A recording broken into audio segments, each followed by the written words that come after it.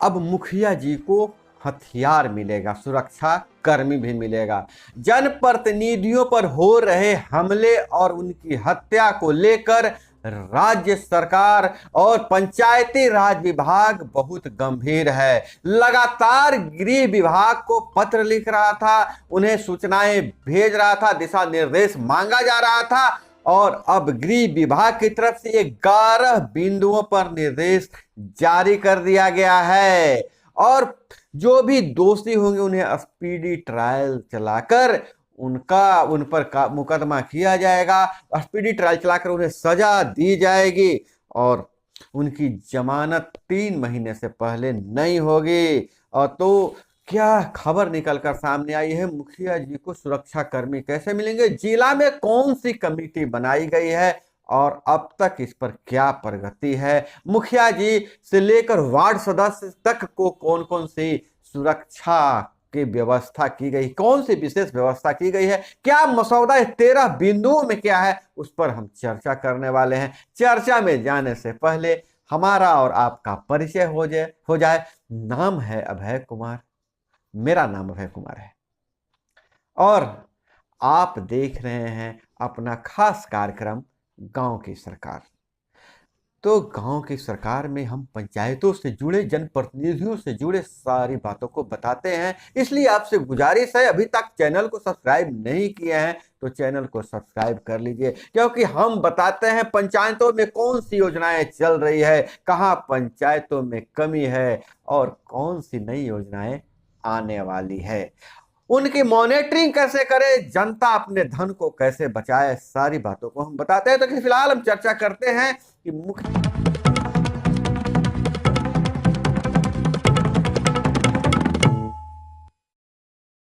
मुखिया जी से लेकर सारे वार्ड सदस्य तक, सारे जनप्रतिनिधियों की सुरक्षा के लिए कौन कौन से उपाय किए गए हैं, गृह विभाग की तरफ से कौन से 13 बिंदुओं पर निर्देश जारी किया गया है।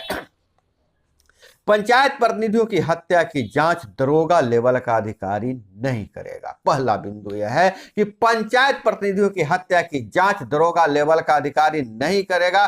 प्रतिनिधियों की हत्या की जांच के लिए एसआईटी का गठन होगा, जिसमें डीएसपी लेवल के अधिकारी होंगे। एक वार्ड की हत्या हो या मुखिया की हत्या हो या जिला परिषद की हत्या हो, उसके जांच दरोगा लेवल के अधिकारी नहीं करेंगे, उनके लिए एसआईटी का गठन होगा और जो डीएसपी के नेतृत्व में वह बनेगा।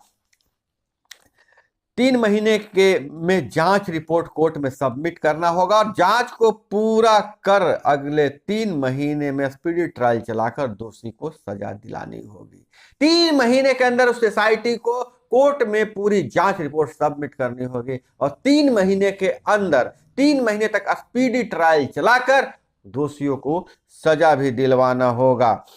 बीते साल के अंत में राज्य में त्रिस्तरीय पंचायती राज व्यवस्था के तहत 8067 पंचायतों में नए मुखिया और 1,13,307 वार्ड सदस्य चुने जा चुके हैं।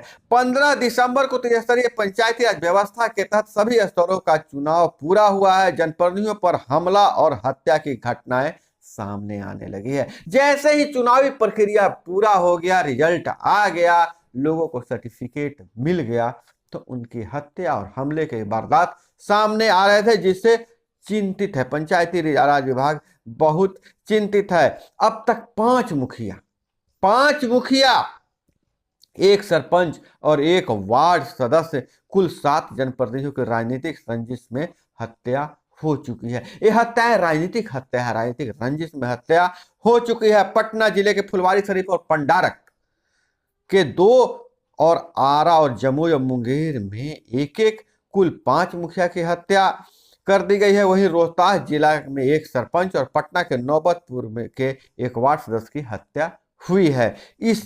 इन जनप्रतिनिधियों की हत्या पर सरकार गंभीर है, हिला के रख दिया है। जनप्रतिनिधियों की जो हत्या, उन पर हमले हो रहे हैं, सरकार को हिलाकर रख दिया है और दोषी को 1 साल तक जमानत नहीं मिलेगा इस हत्या के दोषी को और स्पीडी ट्रायल से सुनवाई की जाएगी। 6 माह में त्वरित सजा दिलाने के लिए पुलिस प्रशासन को विस्तृत निर्देश जारी किए गए हैं। क्या निर्देश जारी किए गए हैं? तो पंचायती राज मंत्री सम्राट चौधरी ने बताया कि सरकार त्रिस्तरीय पंचायती राज व्यवस्था के तहत चुने गए इन जनप्रतिनिधियों की हत्या को लेकर काफी गंभीर है। सरकार के गृह विभाग की तरफ से 13 बिंदुओं पर निर्देश जारी किया गया है। आपराधिक घटना में मुखिया की हत्या होने पर एसआईटी का गठन भी किए जाने लगा है और कार्रवाई शुरू हो चुकी है। राजनीतिक हत्या होती है तो उसकी एसआईटी गठन भी किया जा चुका है, कार्रवाई भी शुरू हो चुकी है। त्रिस्तरीय पंचायती राज व्यवस्था के तहत चुने गए जनप्रतिनिधियों की हत्या मामले में दोषी को 1 साल तक जमानत नहीं मिलने देने के लिए सीसीए लगाया जा रहा है।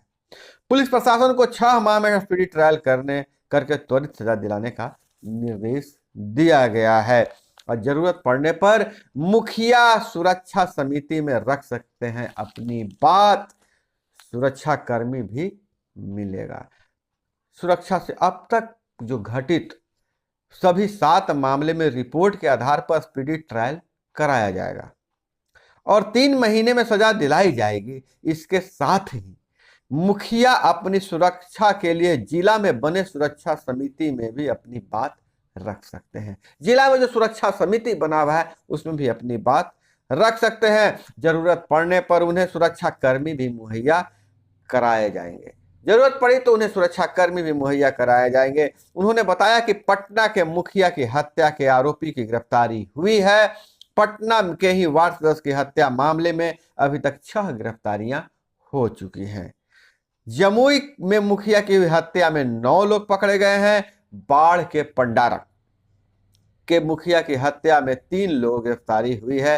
फरार आरोपियों के घर को बुलडोजर से ध्वस्त करने का निर्देश दिया गया है। जनप्रतिनिधियों पर अगर हत्या होती है, जनप्रतिनिधियों पर हमला होता है और उनकी हत्या होती है, अगर आरोपी फरार हो गए तो उनकी भी खैर नहीं।